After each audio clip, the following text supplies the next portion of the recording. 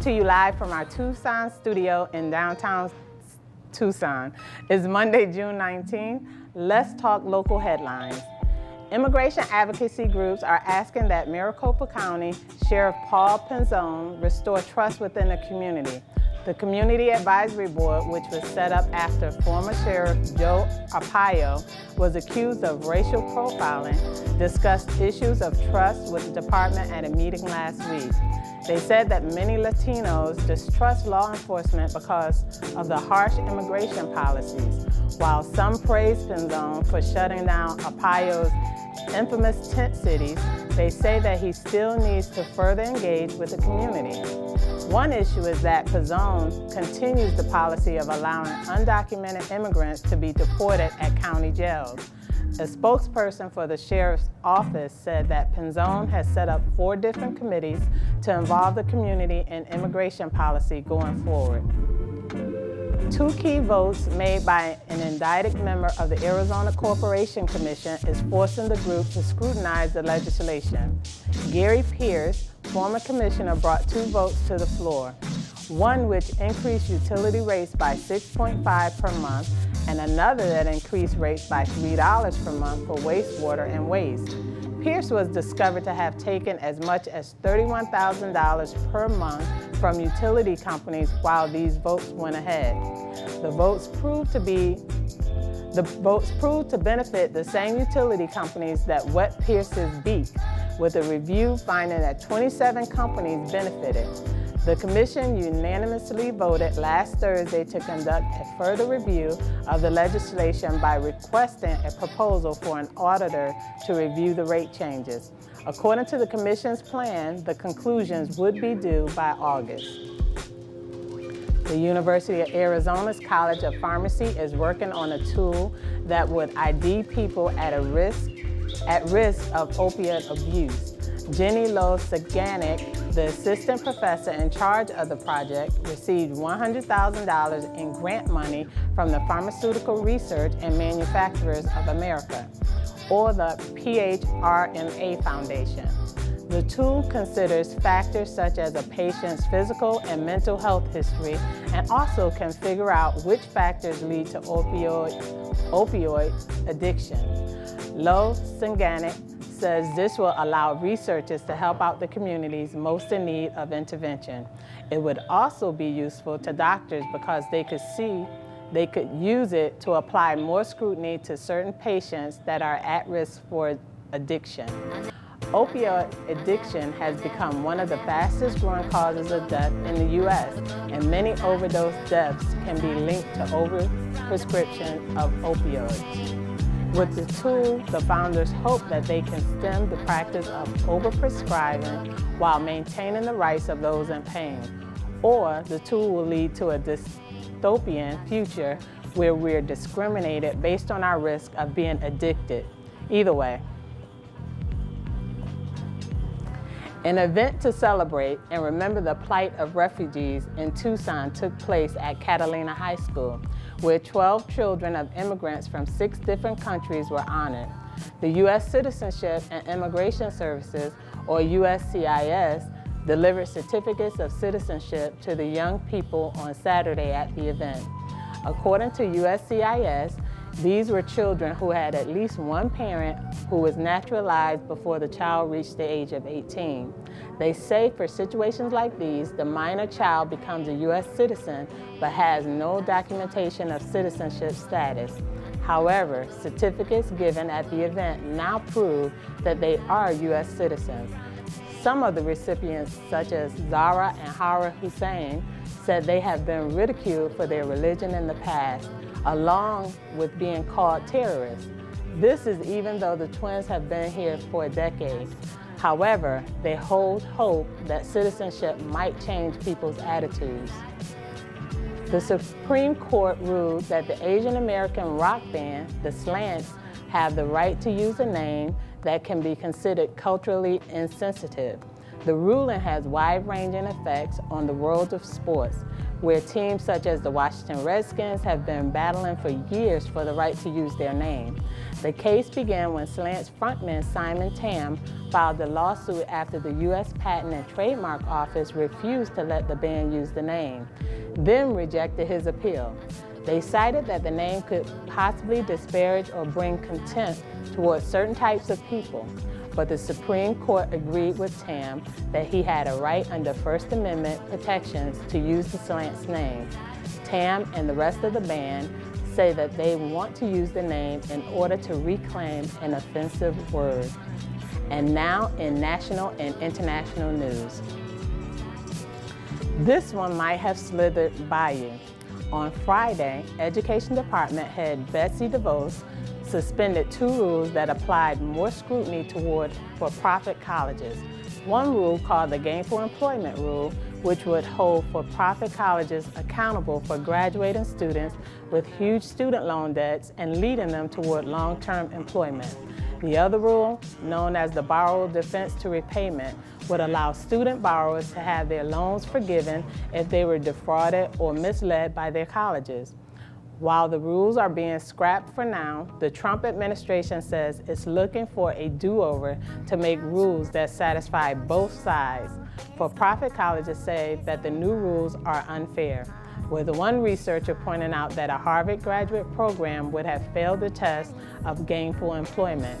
Soon after this information was released, Harvard suspended enrollments for the program. But critics say this is an example of how for-profit colleges are being targeted. Defenders of the rules said that they protect consumers by holding their schools responsible for delivering results. They point out the relatively high prices for college profits and the low level of success by graduates as evidence of a fraudulent system that needs to be examined. London police are investigating a vehicle that injured 8 pedestrians, killing at least 1. One arrest was already made in the case, a 48-year-old man who was detained by members of the public at the scene. It began early Monday morning when a van ran over the victim, who were leaving the Finsbury Park Mosque. According to the British Independent, the driver yelled that he wanted to kill all the Muslims as he careened toward the crowd. The area is known to be heavily populated by immigrants, particularly from Muslim countries. London police are investigating this as a possible terror attack. A U.S. plane shot down a Syrian aircraft that military officials claim attacked U.S.-backed fighters. However, Syrian officials say that the aircraft was targeting ISIS militants and said that the U.S. attack was an attempt to undermine the Syrian army. But U.S. Central Command said that the attack was made in, quote, collective defense, because the aircraft targeted fighters in the Syrian Democratic Forces, or SDF. Before the U.S. downed the plane, they contacted their Russian counterparts to call for the Syrians to cease fire and to deflate tensions. Officials released a statement saying that they are not targeting Russian or Syrian forces, but will not hesitate to use self-defensive maneuvers if the situation arises. I can't remember whose side are we on now. The names were released of 7 U.S. Navy members who were found dead in a flooded area of a warship over the weekend. The drowning occurred after the warship collided with a Philippine cargo ship southwest of Yokosuka, Japan. The weather was clear, but Japanese officials say the waterway is normally busy, with as many as 400 ships passing through per day, which makes it tricky to navigate. It was feared that the ship would sink, putting the 300 sailors on board in further danger. But water was pumped and the ship only suffered damage to the ship's radio room and the machinery room. The captain of the cargo ship said he would cooperate fully with the investigation. The captain of the U.S. ship, the USS Fitzgerald, suffered a head injury in the collision. Officials have not determined what caused the crash. U.S. and Japanese officials are trying to decide who will conduct the investigation since it happened on Japanese waters. But under a status of forces agreement, the U.S. has primary jurisdiction over incidents involving military vessels. For now, Japanese Coast Guard officials are investigating why it took over an hour for the accident to be reported. This was 5 on 20 News with Phyllis James. And next up, we have Phyllis James with the Veteran Heartbeat.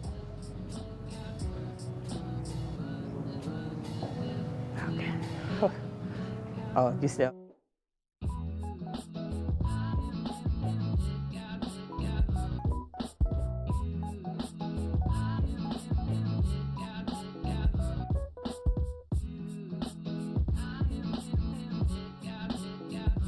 This is Phyllis James with the Veteran Heartbeat. The Veteran Association of Real Estate Professionals, VA Rep, held their 2017 National Policy Conference in Washington, D.C., June 2017. VA Rep is a nonprofit 501c3 organization dedicated to increasing sustainable home ownership, financial literacy education, and economic opportunity for the active military and veteran communities. The 2017 VA Rep Policy Position Statement is an evaluation of key policy issues that have a direct impact on VA Rep's ability to accomplish its mission. The Veterans Association of Real Estate Professionals has realized some success through a bill, H.R. 277, introduced to the House of Representatives June 2017. If passed, the bill will legislate that a program be developed to educate, counsel service members, and veterans about financial literacy and the benefits of home ownership. It will also create a veteran-informed consumer choice disclosure notice. This legislation will assist in empowering our veterans with their home ownership endeavors. Congressman Raul Grijalva is very supportive of the VA Rep mission. He has championed our efforts for change of the Uniform Residential Loan Application effective in January 2018. The VA Rep members, who include members of our Tucson chapter, visited Capitol Hill on June 6, 2017, speaking with congressmen and congresswomen to support the new bill, H.R. 277, as well as advocating for other proposed legislation for reform federal fair housing, lending, and equal credit opportunity acts to include and to protect our veterans. Stars and Stripes Veteran Charity Golf Tournament. The VA Rep Tucson chapter will host their second annual charity golf tournament on Friday, August 18, 2017 at Quarry Pines. Our major sponsor, Ruiz Team with People's Mortgage Company. You will have a chance to win a car with a hole-in-one, as well as cash prizes for the top 3 teams. For more information, visit www.varep.net/Stars and Stripes. Thank you, and I'll see you next Monday.